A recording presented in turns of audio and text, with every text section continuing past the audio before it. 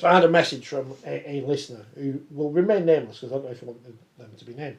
Question for James on Monday, it says, which is easy because it does my work for me, but it's lots of words, so bear with me, listener. The first Ash Hanley try, where he was being pulled back by the Catalan defender without the ball, but still managed to get the ball down, and a try was awarded. It would have been given as a penalty try had he not grounded it. The referee said that to the video ref. But ironically, Leeds would have had an easier conversion in front of the post had a penalty try been awarded. Just wondered what the decision-making process is, because in some respects Leeds suffered from the try being awarded because the conversion was missed. So then it ended up, I didn't send you the rest of the conversation, James, but then I thought, what about we go down the NFL route where teams can decline penalties and gets really complicated? But in this sense, in this kind of occurrence, what's the thought process? Yeah, well, it would have been better. It would have been better served knocking on, because then he would have had a try given under the sticks, and as the person rightly says, it would have been a penalty try. So, but yeah, the laws of the game, you can only obviously award a penalty try where a try has not been scored, and on this occasion, despite the pullback, he was still able to ground the ball, and so it was a standard try, if you like, and therefore the conversion's taken in line with where the try is given. So, yeah, Ash Handley, if that happens again, knock on. So you go, Ash. You might not. You might get penalised for a deliberate knock on. The only other thing to arise from that, though, is we have to think of another name for an 8-point try. This is another thing we've been through before, isn't it? This is definitely. If it isn't an 8-point try, if they miss it, you can't call it an 8-point try. Which Reece Martin didn't kick the conversion from the touchline, did he? So it was an 8-point try, became a 6-point try, but. Yeah, it is an 8-point try in the laws of the game. I've always thought it's odd, but yeah, a snappy phrase for an 8-point try. Potential 8-point try. That's all you can put. A try plus. I don't know. Because I'm going back to the early days of try max rugby scoring, where it had all kinds of weird names and things. Super try. Super try. It's got to think like a rouge because no one knows what that means. It's in Canadian football. I don't even know what it means. Mark said, "What would James think?" It doesn't matter what me and Tim think about having an orange card. It's another card for you to get on the telly with to wave at the screen. That in my head, Martin, in my head, this works like this. It would work more like an ejection in the NFL, where a player would be excluded from the rest of the game after a foul play, but the team stays at 13 aside. Yeah, I may have heard on another podcast somebody suggest this idea. Mark, you've not been talking to other podcasts. But I don't get on what basis. What would be the basis to send somebody off effectively and then, but still allow that team to have 13 players? There's a reason why you've been sent off, and that's to penalise the team. I'm more in favour of a yellow card, which then potentially gets upgraded to a red card, and allowing the officials greater time to review the incident in order to upgrade it to ensure that it's a correct decision as opposed to a rushed decision.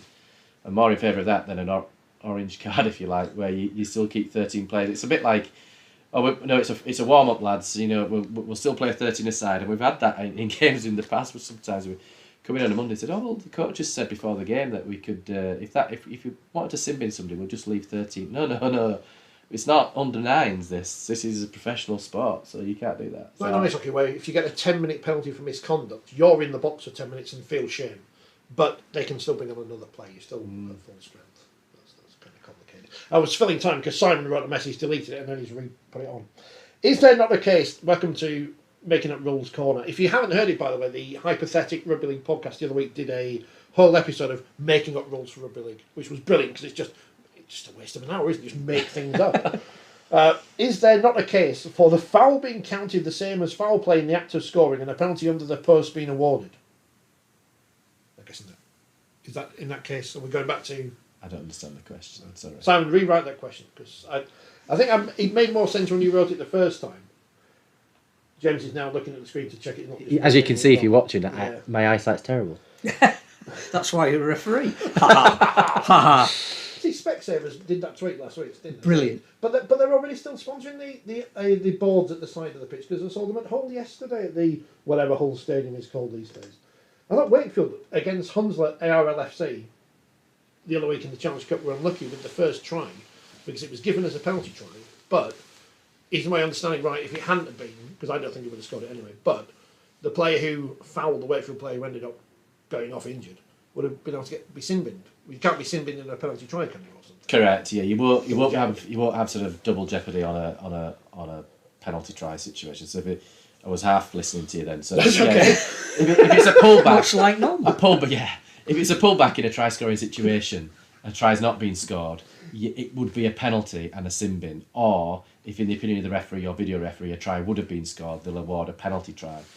So, but Which is not an 8-point try where you fouled in the act or after you've scored. Yeah, so we did see double jeopardy on the Leeds game where an 8-point try was awarded and Sims was still sin-binned for that offence because it's foul play, which is different to But not cited. professional foul. No, quite. We're falling into the trap now, just asking James questions. Yeah, it's about turning into a refereeing. society meeting, But, you know, when you come up with the most ridiculous points of play. just making You it are work. the What ref. happens if, you know, it's a really windy day and a dog runs onto the pitch and, you know... What if someone's wearing a wig and the wig... Although I knocks the did ball have, in a game in Catalan once, Challenge Cup game, Catalan against Salford I think it was, and I made a penalty goal attempt, missed, but it was caught on the full in the in-goal area by a ball boy. I was like, oh, hang on a minute, what do we give here? Where was the controversial goal kick this week? Where was that? That was somewhere. That happened in a game and Rod Stud tweeted St about Helens, I think. Because He he was probably referenced. mentioned Mark nets and stuff Percival and looked shiny- like shiny it had goals. gone over, but it St wasn't Helens given. posts are too short, and they need taller posts. I must admit, it can sometimes be difficult. But that's all about camera angles, isn't it? I'm guessing, but I flicked over at that point. The try's been scored. I thought, right, I'm flicking over to the next channel. Flick back, and they said, oh, that could be a controversial moment if it ends up. I thought, oh, I've missed something there to do with the conversion. So that's a lesson. Don't turn over. Don't turn over.